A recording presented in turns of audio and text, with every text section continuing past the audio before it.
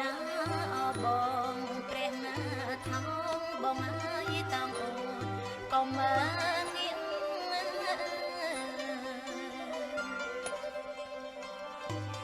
អូនកូនស្ដេចនាងនៅឋានភុជុំអូណាបងអើយតោងស្បៃថ្លៃអើយនាកស្រីឆោមយំ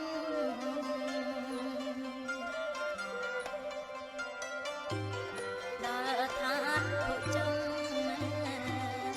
ឡើងតែនសៃណាណាបងអើយយាងដល់ថ្លៃអើយឡើងពណ៌បីដាណាបងអើយយាងដល់ថ្លៃអើយឡើងពណ៌បីដានៅប្រាសាទ